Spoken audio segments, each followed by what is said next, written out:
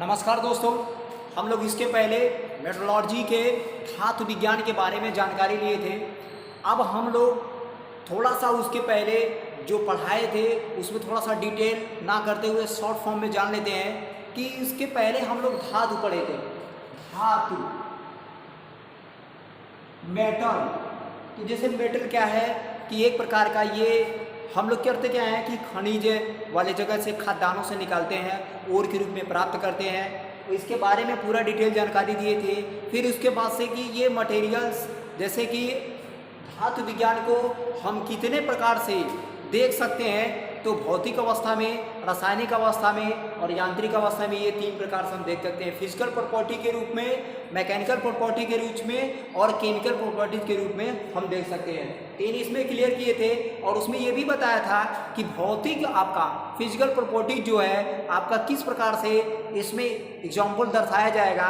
तो वहाँ पे मैंने ये बताया था कि जिसे छू कर, देख कर, महसूस कर कर ये सब कर सकते हैं। रंग है, भार है, बनावट है, इन सब चीज़ों से उसको हम लोग क्या कर सकते हैं, परिभाषित कर सकते हैं। सिंपल बात करेंगे तो उसमें जैसे कि फ्यूजिबिलिटी की गणिता की बात आई थी, तो गणिता में जैसे कि हमने राट आयरन का 1600, कास्ट आयरन का 1250, 1080 आपका, उसके बाद से आपका क्या था, एल्युमिनियम 648 था, उसके बाद से आपका जैसे कि टीन था, लेड था, तो इस तरह से होता है। तांबा का 1080 होता है। तो ये सारे उसमें डिटेल जानकारी दिए थे। और आज हम लोग क्या है कि फिजिकल प्रॉपर्टी को हटाते हुए आज हम लोग मैकेनिकल प्रॉपर्टीज यहाँ पढ़ेंगे।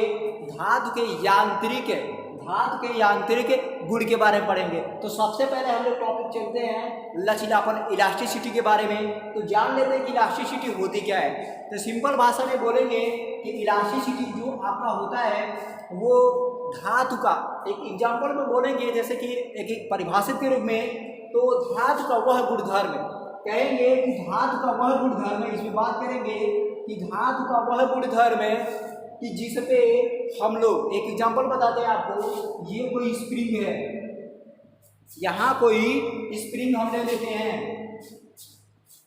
यहाँ कोई स्प्रिंग हम ले लेते हैं और इस स्प्रिंग पर यहाँ पर एक मटेरियल का एक छोटा टुकड़ा बांध देते हैं। ठीक है, धातु का वह गुणधर्म है, धातु का वह गुणधर्म है जिसपे हम भार डालते हैं, जिस पे हम भार डालते हैं किसी धातु का, किसी मटेरियल का, या कोई एक धातु का स्प्रिंग लेते हैं या कोई धातु का तार लेते हैं और उस पे जब हम भार को डालते हैं तो भार जब इस पे पड़ता है तो इसमें क्या होता है, लचीलापन होता है, इलास्टिसिटी होती है। तो लचीलापन होने के, इलास्टिसिटी होने के कारण से ये क्या होता है कि इसमें तनाव उत्पन्न होता है और ये धातु यहाँ पर अपने अवस्था पर उसको क्या करती है, उसको तनाव देती है, उसकी डिस्टेंस, उसकी दूरी बनाती है, जिसके कारण से क्या होता है, इलास्टिसिटी, धातु का वह गुणधर्म जिस पे हम भार रखते हैं, किसी धातु पर जब हम भार रखते हैं तो अपने क्या करता है, तार में वृद्धि होती है और तार लटक जाता है। लेकिन जब इस भार को हम हटा देते हैं, जब इस भार को हम हटा देते हैं तो पुनः अपनी अवस्था में आ जाती है, उसको हम इलास्टिसिटी बोलते हैं। उसको क्या बोलते हैं, इलास्टिसिटी बोलते हैं। अब ये बात करेंगे कि इसी के गुणधर्म को हम क्या बोलते हैं, इलास्टिसिटी बोलते हैं। इसी के गुणधर्म को क्या बोलते हैं, इलास्टिसिटी बोलते हैं। सिंपल, आई होप आपको समझ में आया होगा। चलिए अगले टॉपिक पे चलते हैं कि हमारा अगला टॉपिक होता है प्लास्टिसिटी।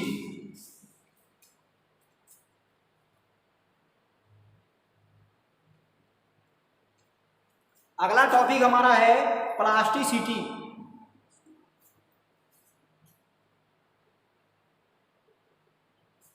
आपका अगला टॉपिक है प्लास्टिसिटी।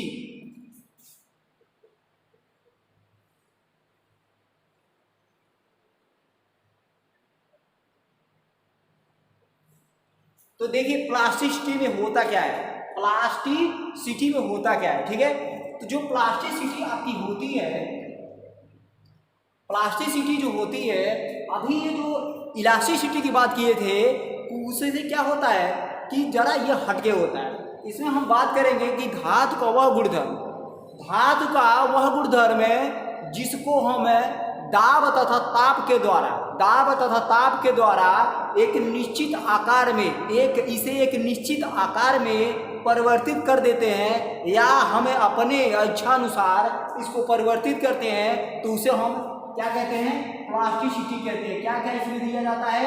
ताप प्लस दाब दिया जाता है, ताप प्लस दाब दिया जाता है। और ये अगर कोई हमारा यहाँ पे मान लो बोर है या प्लास्टिक है, इसको हम ताप और दाब दोनों जब देंगे तो अपने आकृति को ये चेंज कर देगा, लिक्विड फॉर्म में हो जाएगा।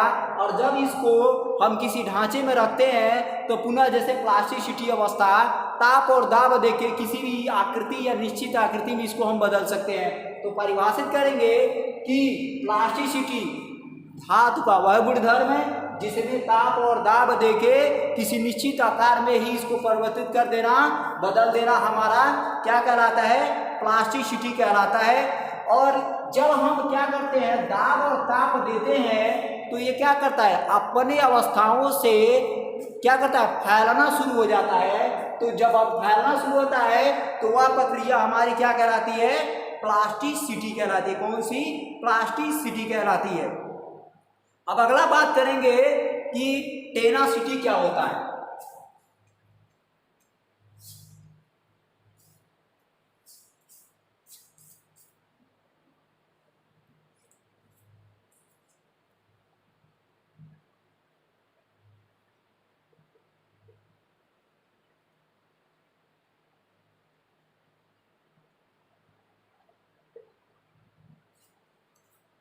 देखिए टेनासिटी जो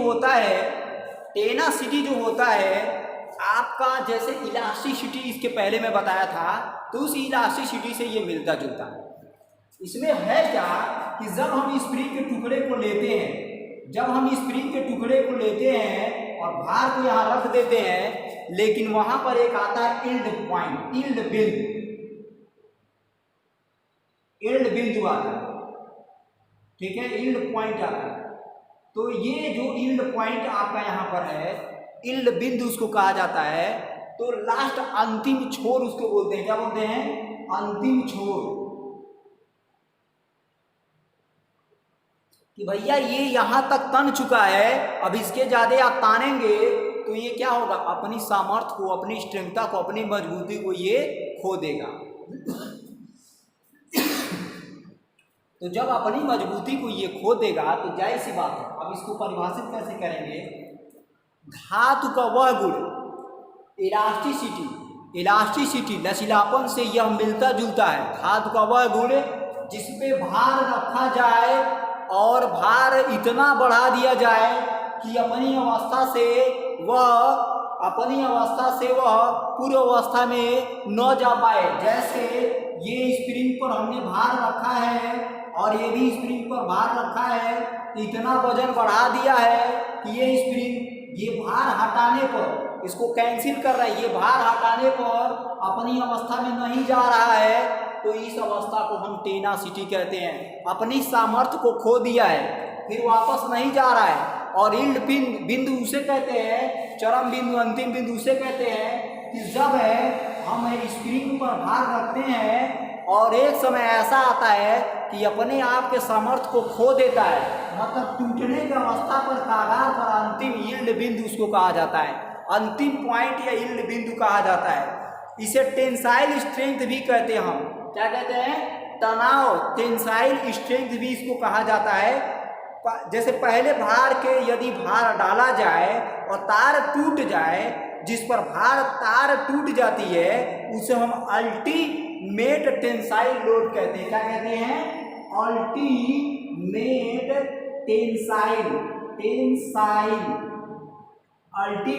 टेंसाइल। जब लोड रखेंगे और वो टूट जाएगा तो अल्टीमेट टेंसाइल लोड उसको कहा जाता है। क्या कहा जाता है? अल्टीमेट टेंसाइल लोड कहा जाता है। जैसे यदि दो तार एक ही धातु के बने हो, जिसमें एक मोटी और दूसरी पतली हो, तो दोनों तार अलग अलग भार पर टूटेंगी, क्योंकि इन तारों का आयतन क्या होता है? भिन्न होता है। क्या होता है?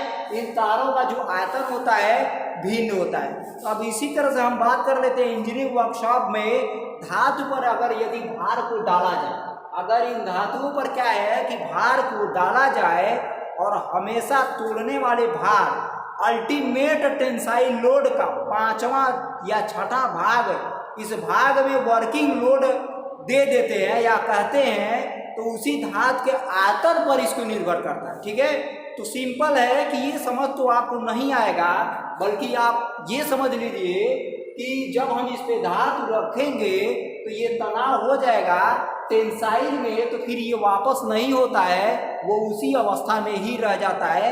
ये सिंपल है। जैसे strain is equal to change of length बटा ओरिजिनल लेंथ, इसको एक परिभाषित रूप में दिया जाता है। सिंपल जैसे बात कर लेते हैं यहाँ पर छोटा सा टेनासिटी में हम बात कर लेते हैं, जैसे कास्ट आयरन का CI, कास्ट आयरन की हम बात कर लेते हैं। किसका? कास्ट आयरन की बात करेंगे। जब कास्ट आयरन की बात करेंगे तो टेंसाइल स्ट्रेंथ इसका क्या होता है? 4000 होता है। कितना? 4000 होता है इसका tensile strength. 4000 LBS square inch होता है। ठीक है, 4000। रॉट आयरन की बात करेंगे, रॉट आयरन की बात करेंगे तो 12000 होता है। कितना होता है? 12000 से लेके 14000 तक होता है। 12000 से लेके 14000 तक होता है। और यहाँ पर स्टील की बात करेंगे तो स्टील जो होता है, स्टील जो होता है वो आपका 18000 होता है। कितना? 18000 से लेके 14000 तक पाया जाता है। कॉपर की बात करेंगे, Cu कॉपर की, तो जो कॉपर होता है वो 4000 से लेके 6000 तक होता है। कितना?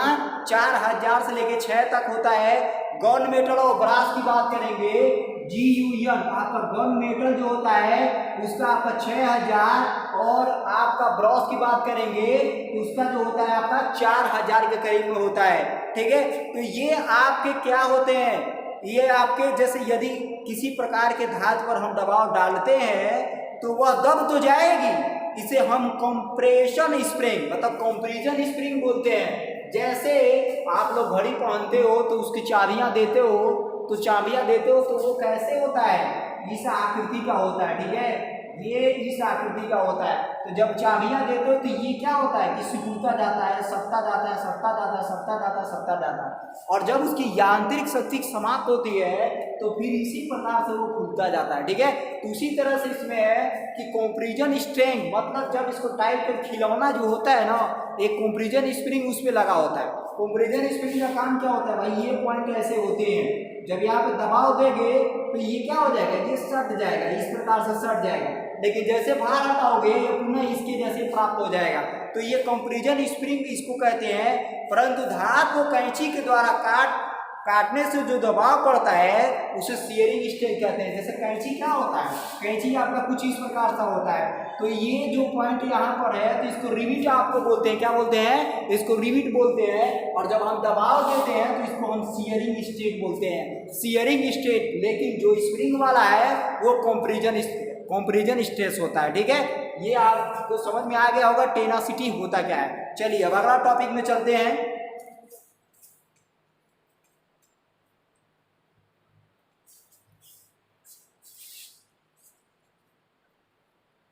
अगला टॉपिक से पहले थोड़ा सा बता देते हैं यहाँ पर कि जैसे ढलवे लोहे का खिंचाव दबाव की सहनशक्ति जो होती है लगभग इसकी टेंसाइल शक्ति कितने तक होती है? ढलवा लोहा कास्ट आयरन की बात करेंगे तो 9 से लेके 10 टन के बराबर होता है। 9 से लेके 10 टन के बराबर होता है, ये ध्यान दीजिएगा। जबकि कंप्रेशन स्ट्रेंथ की बात करिए, टेंसाइल शक्ति है, तनाव शक्ति, खिंचाव शक्ति। और कंप्रेशन स्ट्रेंथ की बात करेंगे तो 40 से 45 कितना तक? 40 से 45 टन के बराबर होता है। ठीक है, तो समझिए। अगर एक बात बताएं, जैसे आपके घर में कोई मशीन आता होगा, भारी घर का मशीन आती होगी, तो आप देखते होंगे कि उसके नीचे का जो पायदान होता है, बेस होता है, वो हमेशा खास आयरन का बनाया जाता है। क्योंकि इसका कंप्रेशन स्ट्रेंथ जो होता है, सहन शक्ति जो होती है 40 से 45 टन के करीब में होता है। कितना? 40 से 45 टन प्रति घन इंच होता है। प्रति घन इंच होता है, मतलब इतना तक भार वो सह सकता है, इतना तक भार वो सह सकता है। अब इसके बात करेंगे कठोरापन, हार्डनेस की बात कर रहे थे। चलिए हार्डनेस की बात कर लेते हैं। तो हार्डनेस में थोड़ा सा देख लेते हैं कि धातु की ऐसी विशेषता जिसके कारण हम धातु की दूसरी धातु से काट सके। क्या कह रहा है कि धातु की हमें ऐसी विशेषता जो एक धातु से दूसरे धातु को काट सके, ठीक है, जो एक धातु से दूसरे धातु को काट सके उसको हम हार्डनेस के गुण से निर्धारित करते हैं। जैसे सिंपल की बात करेंगे,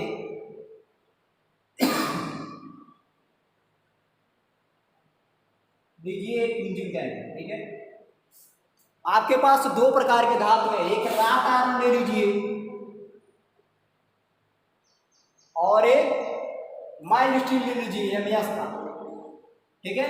तो देखिए दोनों हमारे पास क्या होता है, राट आयरन में जो होता है कार्बन का परसेंटेज जो होता है बहुत ही कम होता है, इसकी शुद्धता कितनी होती है 98.8% होती है, मतलब 2% हमको अशुद्धि मिल रहा है इसमें, जिसमें सिलिकॉन हो गया, मैग्नीज हो गया, कोबाल्ट हो गया, कार्बन हो गया, ये सब मिला के इसमें रहते हैं। लेकिन हमारे पास एमएस माइल्ड स्टील की बात करेंगे तो इसमें कार्बन का परसेंट ज़्यादा होता है। यूज की बात करेंगे तो इसको कम यूज किया जाता है, इसको सबसे ज़्यादा यूज किया जाता है।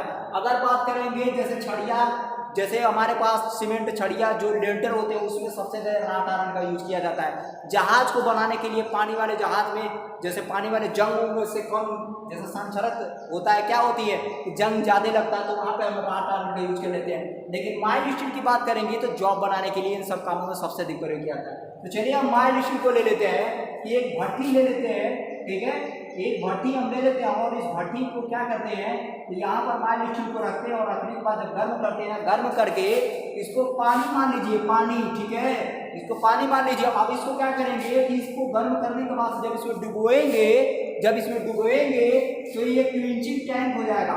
क्या हो जाएगा, क्विंचिंग टैंक हो जाएगा, क्विंचिंग टैंक इसको बोलते हैं। क्विंचिंग टैंक मतलब 180 डिग्री सेंटीग्रेड प्रति सेकंड की रफ्तार से, मतलब समझ जाइए कि 1 से 2 सेकंड की रफ्तार से, मतलब इतनी रफ्तार से यहाँ से उठाइए, इसमें डुबो दीजिए तो एक पानी में बुलबुला जैसे और छनछनाहट की आवाज़ आएगी और कुछ समय ऐसा आएगा कि वहाँ से हार्ड होते मटेरियल ऊपर ब्लैक की स्थिति में आ जाएगा वो, ठीक है। तो जब हम उसको निकालेंगे, मानो आप एक चाकू बनवा रहे हो, मानो आप एक तलवार बनवा रहे हो, मानो आप एक खुरपी बनवा रहे हो, सिंपल एक समझना, सिंपल एक खुरपी ले लीजिए, एक आप खुरपी ले लीजिए, ठीक है, सबसे सिंपल भाषा में ये समझेंगे। लो मानो आपने एक खुरपी ले ली, ठीक है, अब इस खुरपी को यहाँ तो लाल कर दिया आपने, जब उसको डुबोएंगे तो ये इतना हार्ड हो गया, लेकिन पीछे वाला भाग क्या है कि वो टेम्पर हो गया, उसके पीछे वाला भाग क्या है एकदम नर्म भाग, ठीक है, क्योंकि नर्म भाग ये जो टैंक होता है, ये क्या होता है टैंक होता है, यहाँ पे क्या होती है फेरूल लगाया जाता है, मुठिया जिसे आप लोग बोलते हैं। तो नर्म होने के कारण से ये जो नर्म होता है तो ये क्या करता है, हम इसको गर्मा के इसमें प्रवेश करवा देते हैं, ठीक।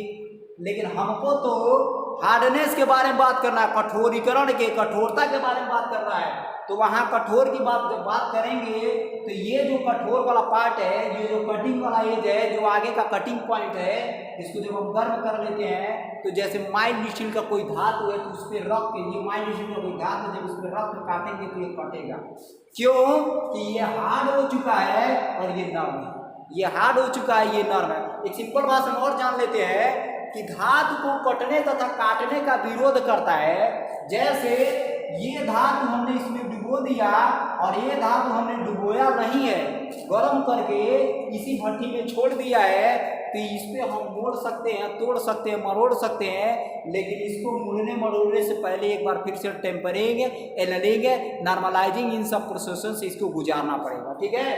तो ये बात होती है इसमें। अब जैसे कि बात कर लेते हैं कि धातु की ऐसी जैसे कटने काट एक दूसरे को काट सकता है, ठीक है, जैसे जल्दी से घिसती नहीं, इसका सबसे बड़ा कारण क्या है कि जब कठोर हो जाएगा तो जल्दी से घिसेगा नहीं, ठीक है, और चोट को सहन कर लेगा, शक्ति इसके अंदर आ जाएगी, ठीक है। और इसी बात को हम बात कर लेते हैं जैसे कि लोहा को, जैसे एक लोहा ले लो, एक टुकड़ा छोटा सा लोहा ले लो, ठीक है, एक छोटा सा टुकड़ा लोहा ले लो और एक रांगा का छोटा टुकड़ा, ये लोहा है, अब की बात करेंगे ये आपका रांगा है, ठीक है। तो रांगा पर जब हैमर मारोगे तो पचक जाएगा, टूट जाएगा, फूट जाएगा, होगा, और लोहा मारोगे तो हल्का सा धब्बा लगेगा। और वही जब हार्ड कर दोगे, जब वही हार्ड कर दोगे, हार्डनेस से गुड़ आ जाएगा तो वो भी निशान इसमें नहीं रह जाएगा। तो यही होती है हमारे हार्डनेस की प्रक्रिया। अब इसमें होती है जैसे 3 तरह के विकर्स, ब्रिनेल, रॉकवेल। कौन कौन सा होता है इसमें? विकर्स होता है, ब्रिनेल होता है तथा रॉकवेल। 1 2 3 विधि इसमें होती है। कौन कौन सी? विकर्स, ब्रिनेल और रॉकवेल, ये 3 विधि होती है हार्डनेस की। ये तीनों विधियां कहलाती हैं। अब इसमें मेटल की बात करेंगे कि भैया कौन कौन से मेटल क्रमवाइज इसमें हार्ड होते हैं। तो hard steel, cast, white cast iron, real steel. Hard steel, white cast iron तथा रियल स्टील। अब बात कर लेते हैं यहाँ पर। तो 1 नंबर में आता है आपका हार्ड स्टील। हार्ड स्टील आपका आएगा, hard steel. White cast iron दूसरे नंबर पे, रियल का स्टील आ जाएगा, राट आयरन आ जाएगा, प्लूटेनियम आ जाएगा, कापर आ जाएगा, एल्युमिनियम आ जाएगा, सिल्वर आ जाएगा, जिंक आ जाएगा, टिन आ जाएगा, लेड आ जाएगा। इतने सारे इसमें क्या होते हैं? क्रमवाइज से आते हैं। अब अगले बात कर लेते हैं ये कौन सा था। तो ये कठोरीकरण में था, हार्डनेस में था। कौन से में था? कठोरीकरण में था। ये किसमें था?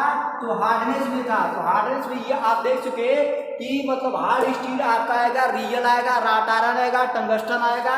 इन सब चीजों का ये किया जाता है जो हमारे पास क्या है कि हार्डनेस के अंतर्गत में आता है। अब अगला टॉपिक आपको चलते हैं किसके अंतर्गत में आएगा? चिमड़ापन की। किसके? चिमड़ापन की। यहां पर हम टॉगनेस की बात करेंगे, टफनेस की बात करेंगे। जिसे टफनेस पढ़ते हैं, यहां टफनेस की हम बात करेंगे, ठीक है। टफनेस इसको बोलते हैं, ठीक है। तो टफनेस में देखिए धातु का वह गुण, धातु का वह गुण जिसे बार बार ऐंठने, मोड़ने, मरोड़ने पर वह टूटती नहीं, वो चिमड़ापन कहलाता है। धातु का वह गुण जिसे बार बार ऐंठने, मोड़ने, मरोड़ने पर वो टूटती नहीं है, तो चिमड़ापन या टफनेस का गुण कहलाता है। कौन सा? चिमड़ापन या टफनेस का गुण कहलाता है। अब बात कर लेते हैं कि भाई जैसे कि अगर कोई पहले से ही चिमड़ापन का गुण है, अगर कोई पहले से चिमड़ापन का गुण है तो भाई और अच्छी बात है कि जितना भी उसको ऐंठोगे, मोड़े मरोड़ोगे तो टूटेगा नहीं। लेकिन अगर एमएस की बात कर लेते हैं, एमएस की पतली जो तार होती है जैसे छड़िया उड़िया हम आप लोग बदवाते हैं, तो अगर एमएस की बात कर लेते हैं, जब उसको ऐंठोगे 2 बार 4 बार तो उसमें चिमड़ापन का गुण ना होने के कारण से क्या होता है कि जब 2 बार ऐसे करते हो तो वो टूट जाता है। क्या होता है? ये आपका क्या था? पतली तार है और यहाँ से जब 2 बार इसको पकड़ के ऐसे ऐसे करते हो तो वो टूट जाता है। तो इसमें क्या है? चिमड़ापन, टफनेस का गुण नहीं है। बाकी जो मटेरियल में होती है वो ऐंठने, मोड़ने, मरोड़ने पर जब वो टूटती नहीं है तो मान लीजिए कि उसमें टफनेस या चिमड़ापन का गुण होता है, ठीक है। टफनेस या चिमड़ापन का गुण होता है। अब उसमें क्या करेंगे? आसानी से हम मोड़ सकते हैं, मरोड़ सकते हैं, तो उसको हम टफनेस का नाम दे देते हैं। चलिए अगला बात करते हैं मैलिएबल का। मैलिएबल की बात कर लेते हैं। जैसे कि धातु का वह गुण, धातु का वह गुण मैलिएबल।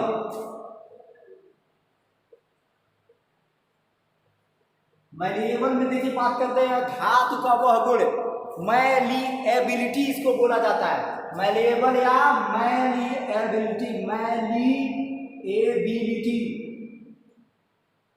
ठीक है। मैलिएबल या मैलिएबिलिटी इसको बोला जाता है, मैलिएबिलिटी।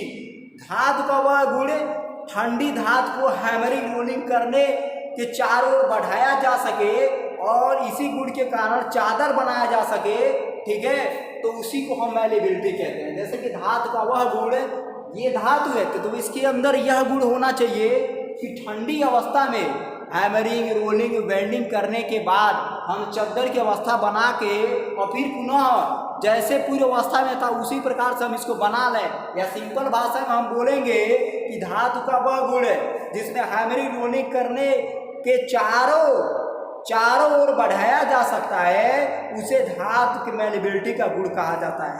जैसे सबसे ज्यादा किसमें पाया जाता है? तो एयू में। एयू क्या है? तो सोना है। चांदी क्या है? तो एजी है। एजी क्या है? तो चांदी है, ठीक है। एजी क्या है? तो चांदी है। तो पहला नंबर पे क्या आएगा? सोना, और दूसरा नंबर पे क्या आएगा? चांदी। तो इन चीजों में क्या होती है कि सबसे ज्यादा मैलिएबिलिटी का गुण पाया जाता है। अब क्रम की बात करेंगे तो gold, silver, aluminium, gold AU आपका हो जाएगा, सिल्वर आपका हो जाएगा, आपका क्या हो जाएगा, एल्युमिनियम हो जाएगा।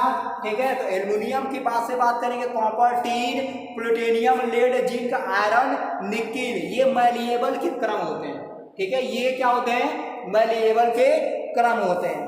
अब बात कर लेते हैं डक्टिलिटी की। भैया डक्टिलिटी क्या होता है?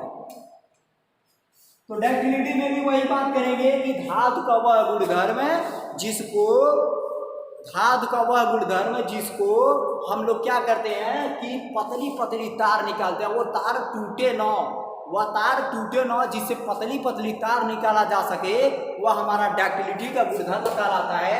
क्या कहलाता है? डक्टिलिटी।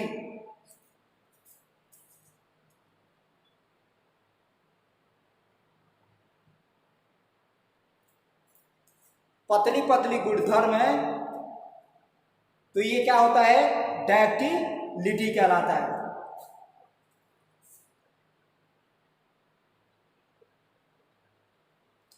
अब डक्टिलिटी में देखिए सिंपल एक चीज और बोलेंगे कि जैसे कि इसमें क्या होता है, खींच कर पतले पतले तार बनाए जा सके, पतले तार के समय टूटनी नहीं चाहिए, और कम या जैसे कुछ अधिक धातु होते हैं उसके अपेक्षा में क्या होता है, जैसे ढालवा लोहा है, रोल कर खींच कर हम उसको नहीं बना सकते, सोना है तो हम उसको बना सकते।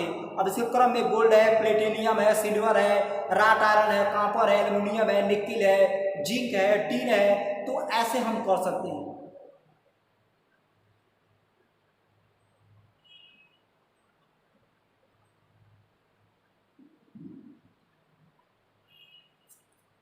ठीक है, तो धातु का वह गुणधर्म जिससे हम क्या करते हैं, पतली पतली तार बना सकते हैं और वह टूटे ना। सबसे ज्यादा क्या होता है कि आधा किलो सोने में की बात करेंगे कि 500 ग्राम अगर सोने की बात करेंगे तो लगभग 1.6 मील के करीब में 1.5 किलो 2 किलोमीटर के करीब में हम पतले तार बनाए जा सकते हैं। ठीक है, हम पतले तार इसको बना सकते हैं। तो इसी प्रकार से है, चांदी है, एल्युमिनियम है, आपका ऐसे कॉपर है, ऐसे प्रक्रिया बढ़ती जाएगी। कॉपर का तार आप देखते होंगे, कॉपर का फ्यूजिबिलिटी क्या होती है कि 1080 कितनी होती है, 1080 डिग्री सेल्सियस होता है। ठीक है, तो इसी प्रकार से हम इसको डक्टिलिटी को परिभाषित कर लेते हैं। सिंपल बोलेंगे कि धातु का वह गुणधर्म है जिससे हम पतली पतली तार निकालते हैं, तार बनाते हैं, वो हमारा डक्टिलिटी कहलाता है। अगला हमारा है कि फैटिंग रेजिस्टेंस। फेटिंग रेजिस्टेंस, फेटिंग रेजिस्टेंस,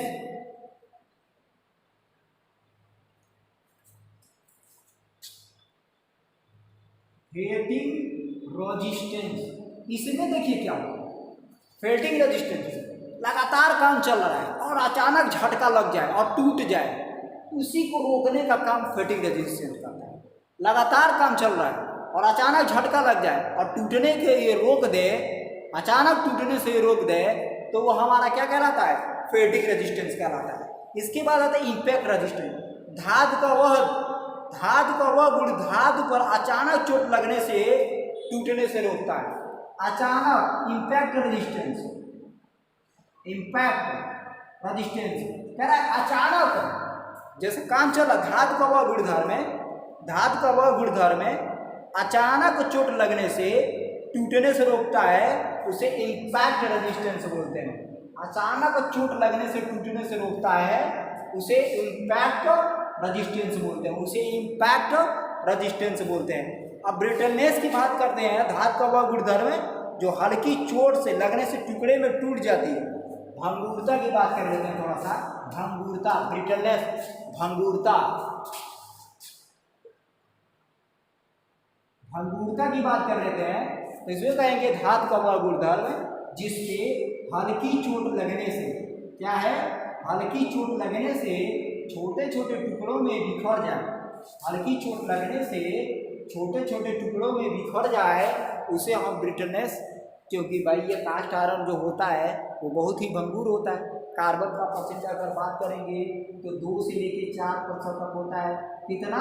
2 से लेके 4% तक होता है। वो ब्रिटेल होता है जिसके कारण से भंगुर होने के कारण से चोट मारने पर तुरंत टुकड़े टुकड़े में बिखर जाता है। सामर्थ्य की बात कर लेते हैं तो जैसे कि अपनी आकृति के बराबर, अपनी आकृति अवस्था में परिवर्तन किए बिना, सामर्थ्य, सामर्थ्य अपनी अवस्था और आकृति परिवर्तन किए बिना, जैसे मान लो मेरे ऊपर कोई अगर इतना बड़ा पत्थर रख दो तो मैं तो पक्का है थोड़ा सा दब जाऊंगा, ठीक है, पक्का है कि उसमें थोड़ा सा दब जाऊंगा। तो भाई अगर मैं दबूंगा नहीं, बिल्कुल जैसे रखे मैं वैसे वैसे खड़ा हूँ, वैसे बोल रहा हूँ, ऐसे बातें कर रहा हूँ, तो मेरे अंदर सामर्थ्य बहुत ज़्यादा है। और मैं दब गया नीचे, ओ भाई कितना दबाव है, जैसे मेरे हाथ पर क्या हो गए, लचक गए और दबाव के कारण हो गया, तो मेरे अंदर सामर्थ्य नहीं है। तो सामर्थ्यवान जो होता है वो कौन होता है, CI, कास्ट आयरन होता है। कौन सा होता है, कास्ट आयरन। इसमें कितना भी भार डालो ये दबता नहीं है, लचकता नहीं है, लेकिन अगर चोट मार दो तो ये टूट जाता है, फूट जाता है। मशीनबिलिटी की बात करेंगे कि इस गुण के कारण धातु किसी कटिंग टूल द्वारा आसानी से काटा जा सके और अच्छी चमकदार फिनिश लाई जा सके, उसे मशीनबिलिटी या मशीनता कहा जाता है। मशीनबिलिटी या मशीनता कहा जाता है। मशीनता, मशीनता, मशीनता कह रहा है कि धातु का वह गुणधर्म है, धातु का वह गुणधर्म, जैसे कोई जॉब है, ये कोई जॉब है और इस जॉब को लेथ मशीन पे ले आके हम कोई कटिंग टूल बना दिए, और कटिंग टूल वो कैसा है कि एग्जाम्पल मान लो आपका ड्रिल है, कटिंग टूल कैसा है, एग्जाम्पल आपका ड्रिल है, ठीक है, तो ऐसा जॉब बना दिए तो हमारा क्या है, ये मशीनता है। मतलब कोई जॉब है उसको काटने योग्य बना देना ही मशीनता कहलाता है, काटने योग्य बना देना ही मशीनता कहलाता है, ठीक है। और उसमें चिकनाई ला देना, स्मार्ट बना देना, चमकदार बना देना, धार लगा देना। अब इसके बाद से आता है थोड़ा सा आपका रासायनिक गुण आता है, थोड़ा सा रासायनिक गुण आता है। कौन सा आता है, रासायनिक गुण, केमिकल प्रॉपर्टीज, रासायनिक, ठीक है, गुण आता है, ठीक है, रासायनिक या रासायनिक गुण आता है। तो रासायनिक बोलिए या रासायनिक बोलिए। मेटल्स तथा एलॉय ऑर्डिनरी कंडीशन में रासायनिक परिवर्तन में सब्जेक्टेड होते हैं। कोई भी मेटल क्या होता है कि रासायनिक सब्जेक्टेड में परिवर्तन होता है। जैसे कि Fe की बात कर लेते हैं, Fe अगर लोहा है तो उसमें जाहिर सी बात है कि हवा के संपर्क में आने से ऑक्सीकरण होकर उस पर जंग लगता है। तो ये क्या हो गया, रासायनिक प्रक्रिया हो गई कि नहीं हो गई, ये क्या हो गया, रासायनिक प्रक्रिया हो गई कि नहीं हो गई। जब स्टील गर्म की जाती है, स्केल की एक लेयर परत बन जाती है। जब हम कोई स्टील को गर्म करते हैं, यहाँ से जब हम कोई स्टील को गर्म करते हैं तो इसके ऊपर एक क्या होती है, एक लेयर, एक परत बन जाती है। वो क्या है, एक रासायनिक प्रक्रिया। क्या है, रासायनिक प्रक्रिया है। इसको बोलते हैं क्या, स्केल ऑक्साइड। क्या बोलते हैं, स्केल ऑक्साइड, स्केल ऑक्साइड बोलते हैं। क्या बोलते हैं, स्केल ऑक्साइड इसको बोलते हैं। क्या होता है, स्केल ऑक्साइड इसको बोला जाता है। अब इसको क्या करेंगे, भार कम कर देता है, ऑक्साइड बन जाता है। तो मेटल्स का कोरोजन एवं अनमैकेनिकल चेंज हो जाते हैं।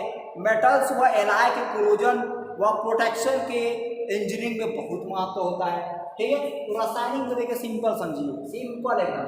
लोहा है उसमें ऑक्सीकरण होगा, जंग लगेगा, रासायनिक प्रक्रिया हो गई। स्टील है, गर्म करोगे उस पर एक लेयर परत बनेगा। आप लोग फोर्जिंग वर्कशॉप में जाइएगा किसी जगह पे, जैसे हंसुआ, कुदाल, खुरपी बनवाते हैं, वहाँ जाइएगा, आप लोग जाके कहिएगा भैया लाल करो इस धातु को। जब लाल करिएगा स्टील की पार्ट लेके, तो जब लाल करके हल्का सा बाहर निकालेगा तो उसके ऊपर एक पतली सी हल्की भूरा कलर का, एक सफ़ेद कलर का उसके ऊपर परत जम जाएगा। तो वो क्या है भैया, हवा के ऑक्सीकरण करके वो एक लेयर, एक परत बन जा रहा है। तो वो क्या है, एक रासायनिक गुण है, एक रासायनिक प्रक्रिया है। तो हमें लगता है कि आपको समझ में आ गया होगा। यांत्रिक, धातु के यांत्रिक गुण में क्या क्या चले थे हमने, इलास्टिसिटी चला था, प्लास्टिसिटी चला था, टेनासिटी चला था, ऑर्डिनेंस चला था, उसके बाद से मैलेबल चला था, टफनेस चला था, चिमड़ापन आपका चला था, ठीक है। उसके बाद से आपका इम्पैक्ट रेजिस्टेंस चला था, फटिंग रेजिस्टेंस चला था, उसके बाद से आपका कठोरीकरण भी आपका इसमें चला था, मशीनता चला था, ठीक है। और सामर्थ्य, जैसे सामर्थ्य की बात किया गया था, कास्ट आयरन का सामर्थ्य की बात किया गया था, और उसके बाद से रासायनिक गुण के बारे में बात किया गया था। तो क्लियर आपको समझ में आया होगा, ठीक है। मिलते हैं अगले वीडियो में, अगले वीडियो का टॉपिक क्लियर करवा दे रहे हैं। तो जो अगले वीडियो का टॉपिक रहेगा तो धातु के गुण के बारे में आपको बताएंगे। ठीक है, चलिए।